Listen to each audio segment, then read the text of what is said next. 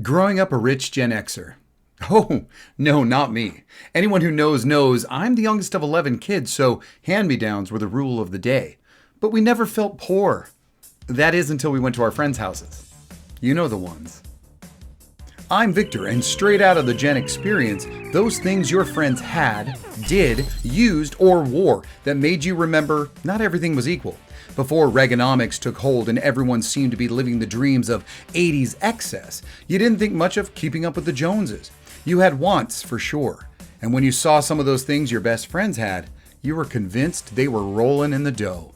Click like to show me some love and subscribe for more great content like the things we thought made you rich during the Gen experience. Intercoms were so Jetsons. When I saw this in the house of our family's friends, I expected Rosie the robot was going to come around the corner. Not just one at the front door to greet you, but inside the house in various rooms to either find someone or call them if you needed to. I guess houses were just getting too big to simply walk down the hall. Early instant gratification, I assume. The intercom was a mesmerizing technological wonder that I always wanted. Imagining pressing the button calling my brother or sister to me for no real good reason, but just because I could, and then facing their wrath for having done so. We were fortunate to have cable at the turn of the 80s. HBO, Cinemax, Showtime, and the Disney Channel, along with golf and a million others I could give a shit about. Speaking of, I thought we were the shit with all those channels while clicking through the zip scroll lever to peruse the programming from the box on the top of the TV. That is until I saw the ginormous satellite dish in someone's yard. Oh no, not these. These.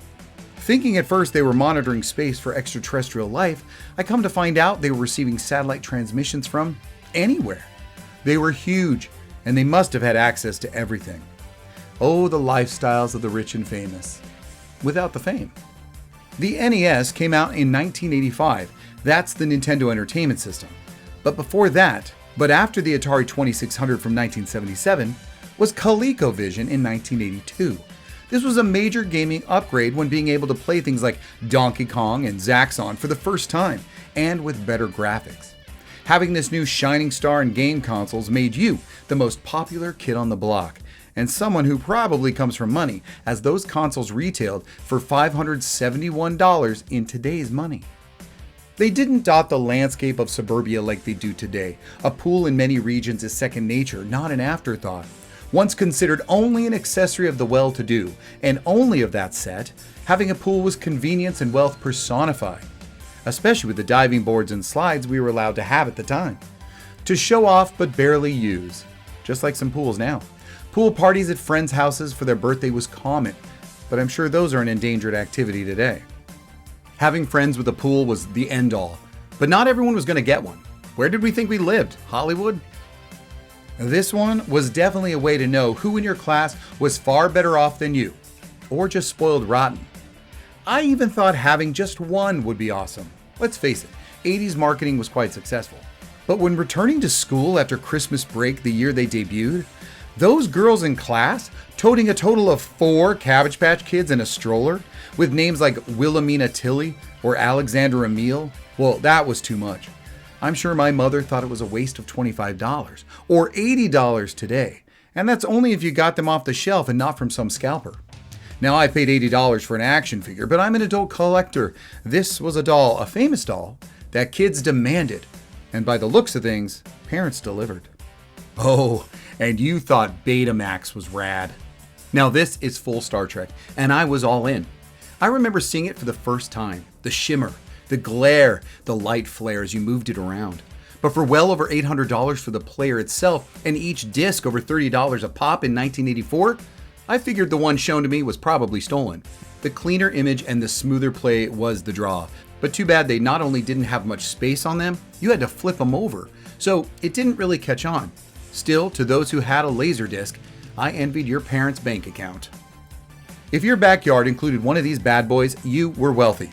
You were top-notch moneymakers who threw it around with abandon, just like jumping on one of these exciting death traps, which I couldn't wait to use in my friend Brad's backyard. Mind you, there were no required sides or protective netting available. Well, not without someone laughing at you for having it. Just take care you don't go careening over the edge or catching a foot between the netting and the springs. Look out, they pinch. A huge trampoline was a thrilling addition to the fun arsenal any friend had to offer. Sick of video games? Go outside and steal a friend's bounce. Don't know what that means? Look it up. I had a big wheel. How about you? I loved it, especially drifting. Yup, you could drift those babies with the brakes and even get a little squeal. I didn't have the green machine or a hot cycle, but I managed without them. However, at my size and using all foot power, when you see that one friend, the one riding in their own Barbie or Bigfoot electric car, you couldn't help but covet. Why couldn't I have one that had me driving around the neighborhood like I was a cool teenager in my convertible? Those kids were rich, but I made do. Anyway, they lasted about a year from either being left in the rain for the battery to rot or because the kid grew too big for the driver's seat, and most dads weren't going to replace it. And when you grew out of the kiddie car, you needed an upgrade. Now, everybody had their own definition of what rich was and what our friends or neighbors had that we thought made one rich. Whether you lived in the sticks or just had access to some great off-roading, if you owned a couple of all-terrain vehicles or ATVs, you had some money. I mean, we just had BMX. You had 4 wheels of muscle-powered speed to precariously ride the rims of sand dunes or teeter over hillsides while flirting with disaster and gravity. These weren't road ready, so you didn't need a license, and that thrilled any far from legal kid. Pick your poison of either standard 4 or even the 80s popular 3-wheeler. You didn't have to be a grease monkey or a carhead to enjoy a rollicking and edge-of-your-seat ride on one of these. But you might need some cash. I get it, not everyone is lucky enough to have a basement, and ours was pretty substantial. But having a basement and having a completed basement are two totally different things. Half of ours was relatively built out to accommodate some living space for older siblings, and you can bet in the late 70s what that was like. As for the other side, it remained what only can be described as either the remnants of shelling in World War II or a mine that had just caved in. There was no swanky bar or rumpus room with a pool table. No, just all the holiday decorations and an extra refrigerator for the additional gallons of milk. It seemed so futuristic, not Jetson's future, but 2001 future. This conversation can serve no purpose anymore. Goodbye. Someone had a personal computer, a PC. But for what? Like, what is she even telling this computer to do? To be honest, they didn't do much. The average man didn't know what to do with it besides use it for word processing. Saving files or important information on disk instead of a notebook was nice, but there had to be more. You could play Oregon Trail or make a line run around the screen or create some Tron-like synthomagnetic musical sounds. Other than that, it was a fancy paperweight for a few years. But they had it. You didn't. And that meant money. If an intercom made you Jetsons, vacations overseas made you a jet setter. No matter where you were going, often just flying on a plane was a big deal. I didn't fly until I was 19 years old. Seriously. My young friends who were traveling anywhere from Florida to across the pond each summer or Christmas vacation were just rubbing it in my face.